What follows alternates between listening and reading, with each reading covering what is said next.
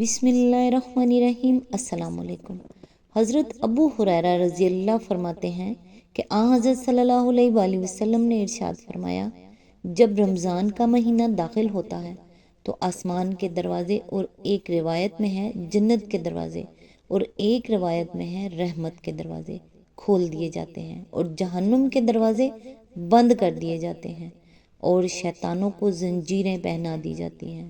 مسلم، بخاری اور مشکات تینوں میں یہ احادیث موجود ہیں۔ حضرت سہیل بن سعد حضرت صلی اللہ علیہ وسلم سے ارشاد نقل فرماتے ہیں کہ جنت کے 8 دروازے ہیں، ان میں ایک دروازے کا نام ریان ہے، جس میں سے صرف روزہ دار داخل ہوں گے۔ بخاری، مسلم۔ روزہ داروں کے لیے جنت کا خصوصی دروازہ اسے کہا جاتا ہے۔ فجر کی نماز کے بعد یہ تسبیح کرنا نہ بھولیے گا۔ حضرت ابو ہریرہ کہتے ہیں کہ رسول اللہ صلی اللہ علیہ وآلہ وسلم نے فرمایا، نماز فجر کے بعد جو شخص 100 مرتبہ سبحان اللہ کہے اور 100 مرتبہ لا الہ الا اللہ کہے تو اس شخص کے گناہ معاف کر دیے جاتے ہیں، اگرچہ وہ گناہ سمندر کی جھاگ کے برابر ہی کیوں نہ ہو۔ نسائی، حدیث نمبر 1357۔ آج انشاءاللہ سورہ یاسین کی آیت نمبر 76 سے سٹارٹ کریں گے۔ اس کا ترجمہ اور تفسیر تفہیم القرآن سے بیان کروں گی جو اہل سنت جماعت کے لیے ہے۔ اعوذ باللہ من الشیطان الرجیم، بسم اللہ الرحمن الرحیم۔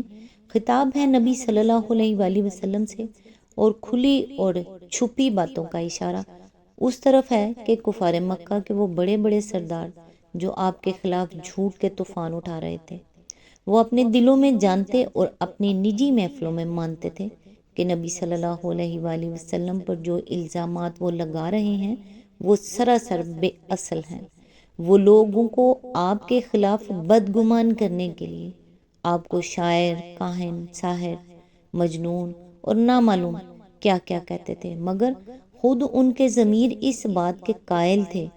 وہ آپس میں وہ ایک دوسرے کے سامنے اقرار کرتے تھے کہ سب جھوٹی باتیں ہیں جو محض آپ کی دعوت کو نیچا دکھانے کے لیے وہ گھڑ رہے ہیں۔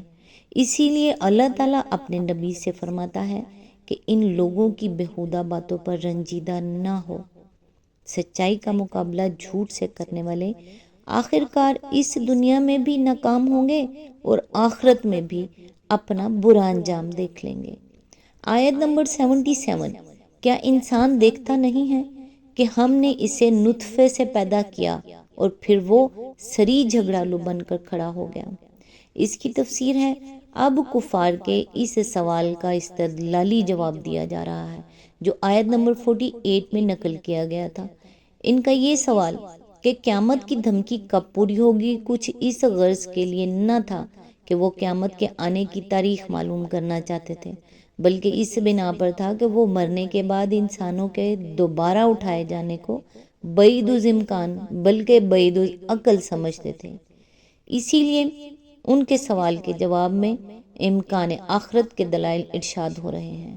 ابن عباس، قتادہ اور سعید بن جبیر کی روایت ہے، معلوم ہوتا ہے کہ اس موقع پر کفار مکہ کے سرداروں میں سے ایک شخص قبرستان سے کسی مردے کی ایک بوسیدہ ہڈی لیے ہوئے آ گیا، اور اس نے نبی صلی اللہ علیہ وآلہ وسلم کے سامنے اسے توڑ کر اور اس کے منتشر اجزاء ہوا میں اڑا کر آپ صلی اللہ علیہ وآلہ وسلم سے کہا، اے محمد صلی اللہ علیہ وآلہ وسلم، تم کہتے ہو کہ مردے پھر زندہ کر کے اٹھائے جائیں گے، بتاؤ ان بوسیدہ ہڈیوں کو کون زندہ کرے گا؟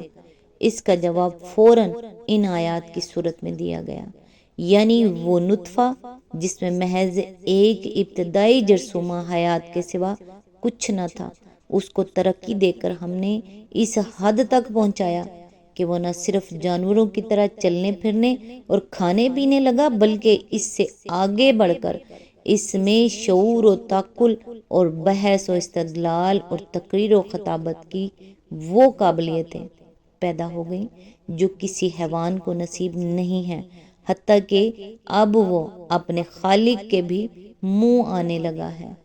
آیت نمبر 78۔ اب وہ ہم پر مثالیں چسپاں کرتا ہے اور اپنی پیدائش کو بھول جاتا ہے، کہتا ہے کون ان ہڈیوں کو زندہ کرے گا؟ جب کہ یہ بوسیدہ ہو چکی ہوں۔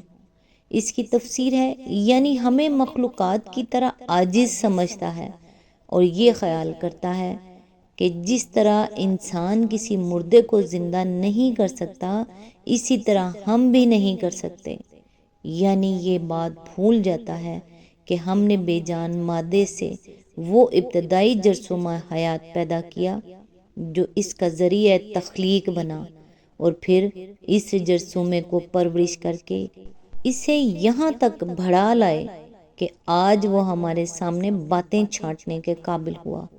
آیت نمبر 79، ان سے کہو انہیں وہی زندہ کرے گا جس نے پہلے انہیں پیدا کیا تھا اور وہ تخلیق کا ہر کام جانتا ہے۔ آیت نمبر 80، وہی جس نے تمہارے لیے ہرے بھرے درخت سے آگ پیدا کر دی اور تم اس سے اپنے چولہے روشن کرتے ہو۔ اس کی تفسیر ہے یاد ہو اس کا مطلب یہ ہے کہ اس نے ہرے بھرے درختوں میں وہ آتش گیر مادہ رکھا ہے جس کی بدولت تم لکڑیوں سے آگ جلاتے ہو، یا پھر یہ اشارہ مرخ اور افار نامی ان دو درختوں کی طرف جن کی ہری بھری ٹہنیوں کو لے کر اہل عرب ایک دوسرے پر مارتے تھے تو ان سے آگ جھڑنے لگتی تھی۔ قدیم زمانے میں عرب کے بدو آگ جلانے کے لیے یہی چکماک استعمال کیا کرتے تھے اور ممکن ہے آج بھی کرتے ہوں۔ آیت نمبر 81، کیا وہ جس نے آسمانوں اور زمین کو پیدا کیا اس پر قادر نہیں ہے کہ ان جیسوں کو پیدا کر سکے؟ کیوں نہیں، جبکہ وہ ماہر خلاق ہے۔ آیت نمبر 82، وہ تو جب کسی چیز کا ارادہ کرتا ہے تو اس کا کام بس یہ ہے کہ اسے حکم دے کہ ہو جا اور وہ ہو جاتی ہے۔ آیت نمبر 83، پاک ہے وہ جس کے ہاتھ میں ہر چیز کا مکمل اقتدار ہے اور اسی کی طرف تم پلٹائے جانے والے ہو۔ سورہ یاسین یہاں مکمل ہوئی، لہذا نیکسٹ انشاءاللہ سورہ الصفات کی آیت نمبر 1 سے سٹارٹ کریں گے۔ تب تک کے لیے دعاؤں میں یاد رکھیے گا۔ اللہ حافظ۔